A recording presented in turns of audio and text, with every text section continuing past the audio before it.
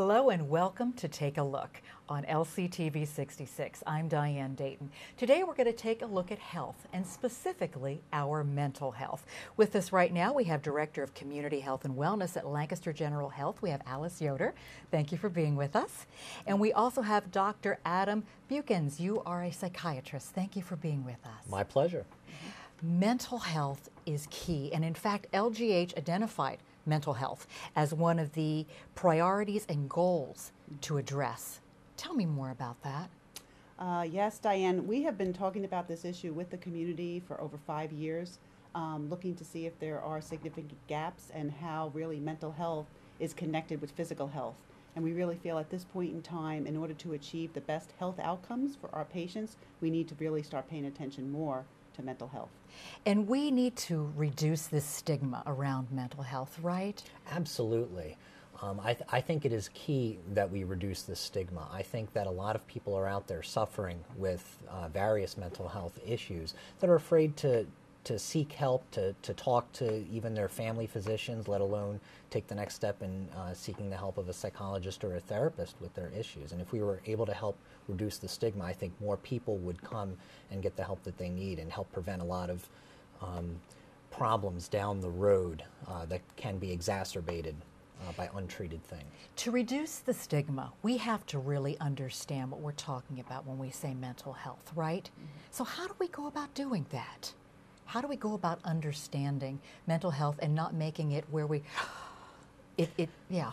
Well, I think one of the things that we have to do is really just as a society start talking about it more, bringing it to the attention, bringing it to everybody's awareness that these are things that, they're not weaknesses of people, they're not personality flaws, they're not flaws of character or anything like that, that these are genuine illnesses sometimes. And also I think if we were to help normalize some of the experiences that people go through, I think that would help people feel more comfortable about addressing issues with their trusted family, friends, colleagues, and seeking help from professionals. That makes a lot of sense.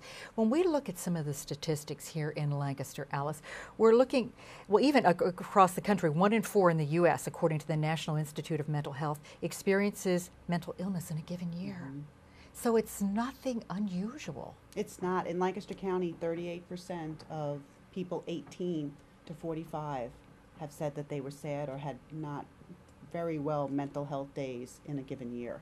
And 30% of our children feel that they've been sad or depressed within the past year. And this affects all ages, right? Absolutely. In fact, over the last 20, 25 years, I mean, it's become increasingly known that depression can manifest even in school-age children, maybe even as early as preschool children. It may manifest itself differently than, kind of what folks classically think of as depression as persistent sadness, but more like irritability, grouchiness, not able to get enjoyment out of things. So it really goes across the lifespan, all the way to old age. Yes. Alice, you've been known for the collaborative work that you do with other organizations and partnerships to get things accomplished. And to work on this issue of mental health, that's what you're also trying to do, right? Yes. When LGH and one of our board committees identified this as a key priority, we realized no one organization in our community can do this alone, and that we need to bring partners together to address that issue. And that not only includes providers of mental health services, but it also includes schools, the workplace, the faith-based community, and the criminal justice system, all to come together to really look at our current process. How do we identify, how do we screen, how do we refer people that need assistance with mental health to services. And they've been receptive to this because it makes sense to come together, doesn't it? Absolutely. The first summit that we had over 400 people attended. Oh, wow. From all those different sectors that I just mentioned, there were 400 people that came. We had to actually close it off. So there were about 50 or so more individuals that wanted to attend that we're staying connected with. And I think that tells us that the community realizes the importance with this and realizes the importance of coming together to work on this, right? Yeah, and I'm very heartened to hear that, actually. I was as I was sharing with you earlier, I was unfamiliar with the whole summit earlier this spring, but it sounds like it's a wonderful project, and I think that it would benefit the community and the medical and mental health field at all if we were all on the same page and all working together towards increasing access and increasing services out there for the community so that we can get people the help that they need. I also think, and there you do a wonderful blog on the site with Lancaster General Health, and most recently I'd seen one due to Robin Williams' untimely death. It brought once again this issue of mental health to the forefront. We do have some hotlines and that sort of thing available here too, right, Alice? Yes, and hopefully we can share that with our viewers today. But there is a crisis intervention hotline, and that would be the one place that we would expect everyone to call. And then for support groups, Mental Health America would be the best place for people to call. Okay, and if you want to be a part of the collaboration to actually make a change, we can reach out to you too, right? Yes, absolutely. You can call me directly. That's 544-3283. That's 544-3283. Okay. But feel free. I actually received about 5 or 6 this morning of people, they were consumers that wanted to express their opinions and thoughts and be part of what's happening, as well as several providers too. Our physical health is important, but our mental health and physical health, there's this connectivity with this. Can you address that? Yeah, absolutely. We increasingly know in the medical field that mental health and physical health, you really almost can't separate them. They are intertwined with each other. They affect one another reciprocally. And even with things as common as cardiovascular disease, there is a strong link between outcomes related to cardiovascular disease and depression, and whether depression is present, not present, whether it's treated or not treated. And so I think it's something that all medical providers need to pay attention to, and all of us as patients and consumers of medical care need to be aware of that. No matter what our particular medical illnesses, we also have to pay attention to mental health and our individual thought processes and emotions related to our physical health, because they play with each other, essentially. Yeah, there is a connectivity there. Yeah. Alice, as the Director of Community Health and Wellness at Lancaster General Health, boy, that's a huge umbrella. What all is involved with that? Oh, it's just love, actually love what I do. I absolutely do. But it is really looking at what are some of the key community issues, and what does the data tell us where we have gaps in the community, and then how do we bring partners together to address those particular needs. And that is a big strength, because there are so many different areas that you're looking at and addressing, but putting it all together. So as you said, together we can enhance the health and well-being of every resident in Lancaster County. And that's what you are working toward, and with partners that we have here as well. Yeah, absolutely. And what you mentioned earlier in terms of through the lifespan is real important. So looking at it from when a woman is pregnant, yes, and on till to someone is a senior, and geriatrics, and some issues related to social isolation as you become older too, are things that we need to address as a community. Yeah, and we need to be aware with each other too, and looking at different things that may be changing in individuals' lives, right?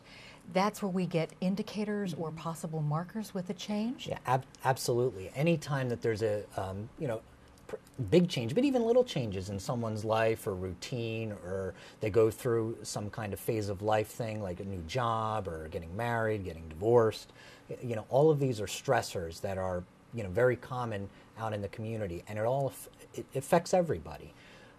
And it is normal to go through various different emotions, and it doesn't necessarily mean that there's anything wrong with you, that there's anything weak about you, but when it starts to interfere with your ability to get through the day, and you're finding it increasingly difficult to focus, to concentrate, you're finding it difficult to just get up out of bed in the morning and get going, those are signs that you may need to get more than just yourself pulling you up by your bootstraps. Right. You may need the support of family and friends, and maybe professional, to evaluate and see if there's other things that might be helpful to you. How hard is it to identify in younger children?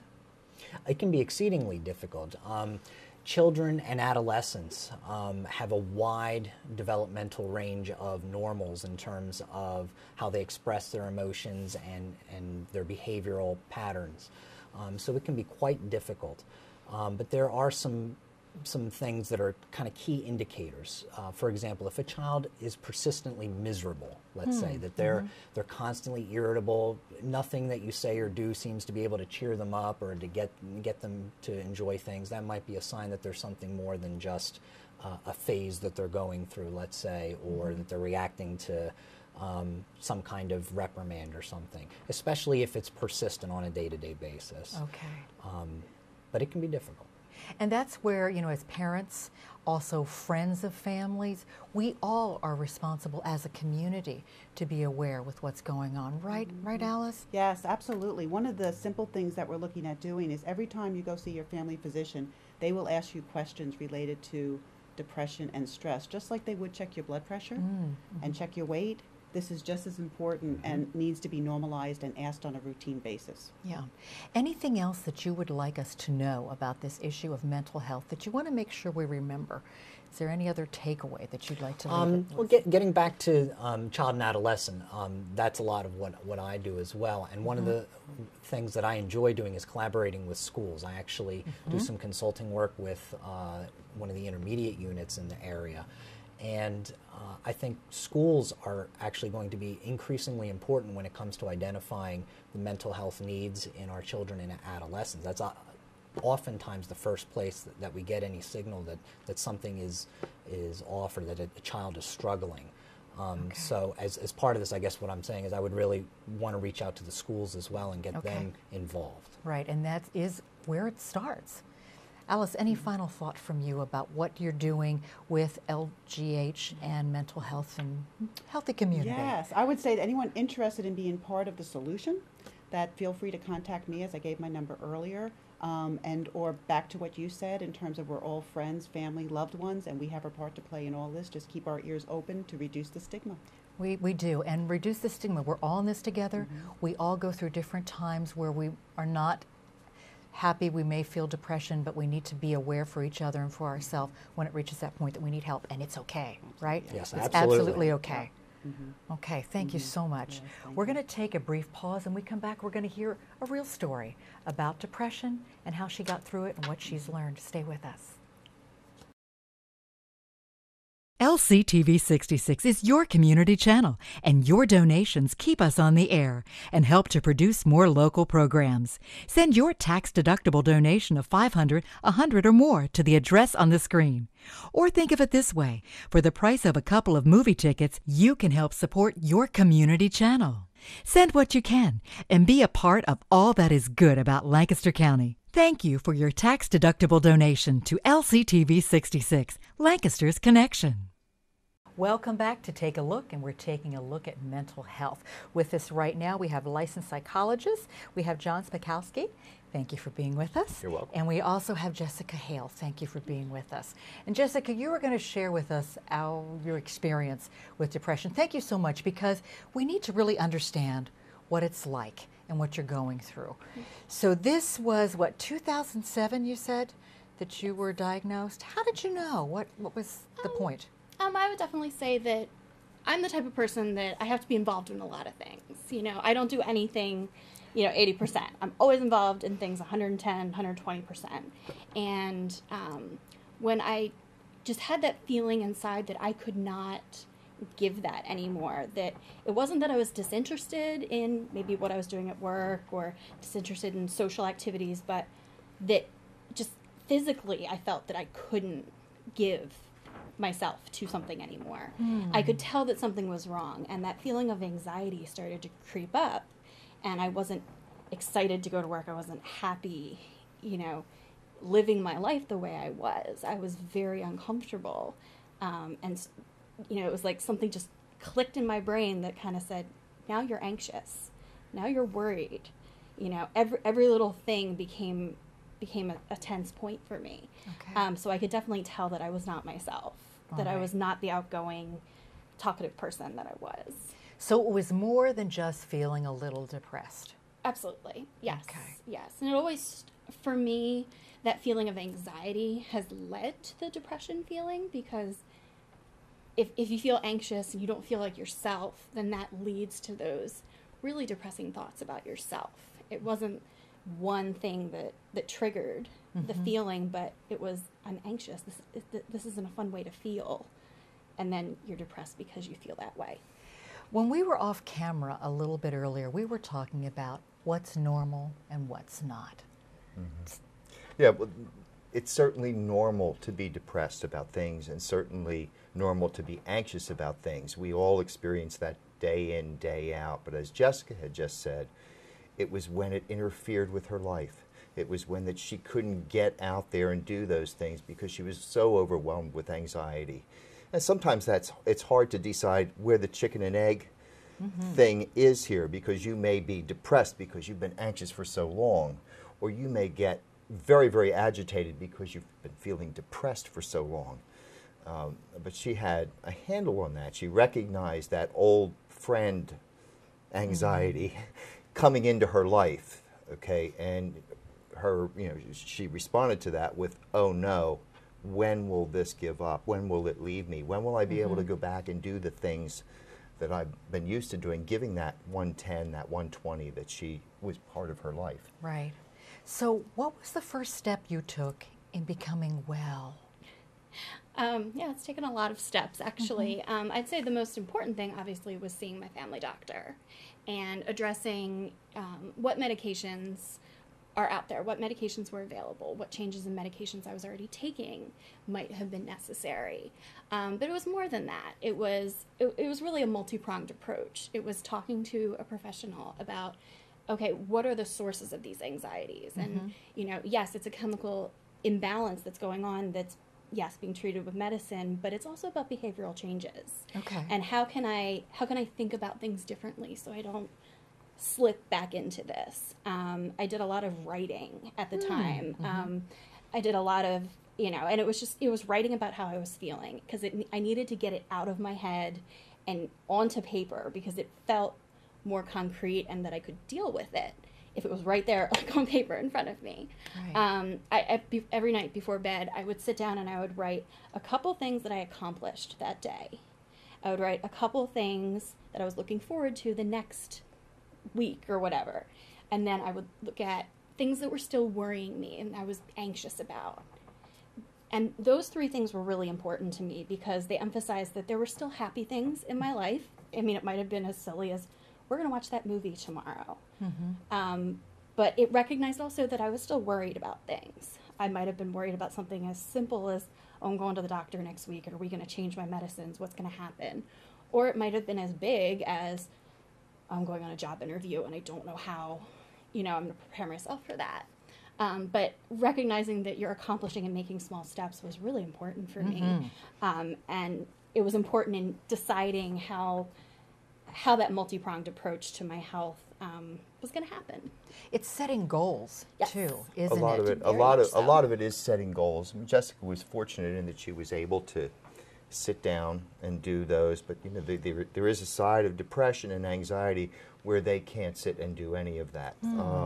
That they are totally immobilized by it. And we hope that medicine will take the edge off of that enough to get them mobilized to do the things that Jessica did. And some of it may be that they're, if they're unable, maybe they need to sit and talk more. Okay. The relationship that they have with the therapist. We have all different approaches. It sounded like you were in a cognitive behavior or dialectical behavioral approach to depression, which are good. Okay. But of all the research we have on different psychotherapeutic approaches, there is one thing that every professional says the most important thing in psychotherapy is the relationship between the clinician, the therapist, and the consumer, patient, client, whatever, okay? Their relationship, how they relate. Do they feel comfortable with each other, okay? I always say, that when I'm seeing someone, that they have to like something about them, like genuinely like something about that person. They can hate me, I don't care. But if I can't find that one thing that I can genuinely like about them, it will be difficult for me then, okay, to work with them. And they should know that. Okay. Now, I don't sit there and say, look, I can't find anything I don't like. but I certainly would say, after a period of time, I think you might connect better with someone else here. Relationship was key for you too, Oh, right? Yeah. absolutely. I continue to see the person that I began seeing back in 2007, and she knows more about me than probably anybody in my life, just because she is that third party that I can kind of talk about what's going on in my life to, and she knows me so well now that she can almost anticipate how I might feel in a certain situation. So I might tell her, like, oh yeah, well, I'm getting involved with such and such, and I'm doing such and such, and she can say, okay, well, watch your boundaries, or watch, watch the life balance you put into that, because yeah, you might go in 120% and then neglect how you're feeling about this, and we've seen how that can manifest it in anxiety.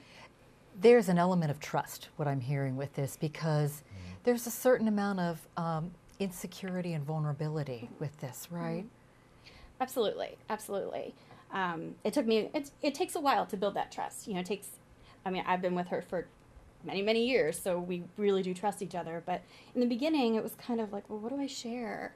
I don't really know anything about her, but here I am telling her everything about me. How does this work? But it after a while, it became refreshing. It became, something that I look forward to, because I get a lot of things off my chest. I talk about a lot of things, that it's not that I'm not comfortable talking with other people, but I'm not, there's no judgment. It's, okay, this is what's going on. Let's kind of dissect it and, make sure there's a solution. And with this, as in any other type of illness, it has to be specific and tailored to the individual. So that may be a lot of different things. It may take longer time, different things, right? No, there is no single psychotherapeutic tool here. The clinician going into the room better have a toolbox full of all sorts of things. But one of the things that has stood the test of time, and it's something that we've known, way back into the 1960s, is that the most important thing that a therapist can bring into that session is empathy for what the person is going through, for what their experience is. And if you can't feel that empathy for them, okay, they're not going to have the trust that Jessica here developed in the therapist that she worked with. And as an employer, this is important for employee health and well-being too, and that's an area you're familiar with too. If the employers will not, if they don't recognize the mental health needs of the people that are working with them, what they'll end up doing is losing at the other end of it, because they'll have more time lost, less functional work, more mistakes, more do-overs, than they would if they would recognize that. And then more and more employers are doing that. They have employee assistance programs. They recognize wellness programs, whether it be physical health, mental health. And the one thing, though, that people, and we've known this also, if we look at occupational psychology and social psychology, the one thing that an employer can do to get good work and good positive attitude out of their employees is to thank them for doing a good job, and or say nicely done. But if you talk to people and ask them when the last time they heard that from their employer was, it was never, or last decade ago or whatever, but yet we know that that's one of the most important things an employer can do. And I think that it even in the broader scope too, we can treat each other better and treat each other well. The old line about, treating others like you want to be treated, I think in every aspect makes a big difference for our mental health and just for our overall well-being, right? Yes, it does. Yeah. What I think is great about what Lancaster General Health is doing, we were talking in the other segment about doctor's visits and asking some of these questions to be regularly a part of what your exam entails and your relationship with your doctor, right? Well, what it does is makes it as important as their blood pressure, okay? And mood regulation and blood pressure, well, I wouldn't have to tell Dr. Butte, they go hand in hand, okay? And if we're checking on one, why not check on the other? And then the person isn't, people don't care about telling their blood pressure scores. Oh, here's mine, we're all 120 over 80, but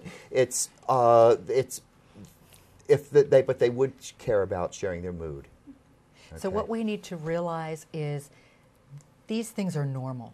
We all have feelings, good, bad, sometimes indifferent, that we need to realize that sometimes we need help. Don't be afraid to go after it, because now you're a couple years out from that point, and what a difference your life is, absolutely. right? Oh, absolutely. My life is completely different, you know. I do feel like I'm back to myself, you know, back to, you know, yeah, I always had anxiety as a kid, but it wasn't debilitating anxiety, you know, and I have the tools to deal with it now, and that's what's important. Yeah, and you feel empowered by it too, Absolutely. don't you? Oh, yes, You absolutely. can tell by the ready smile on her You face. can, can't you? Yeah, yes, you can, Exactly. yeah. Exactly. One final thought that you would like to leave us with, that we want to remember, or we should remember.